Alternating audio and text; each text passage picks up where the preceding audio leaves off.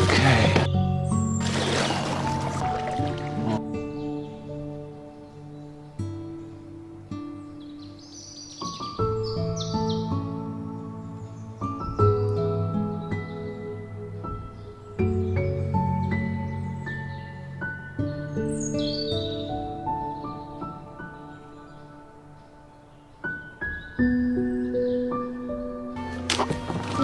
Okay.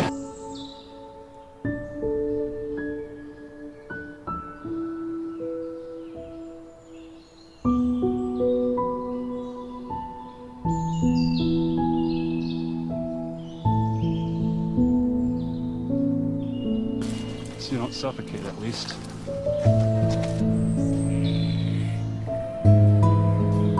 Just leave him here. Hopefully he'll recover a little bit and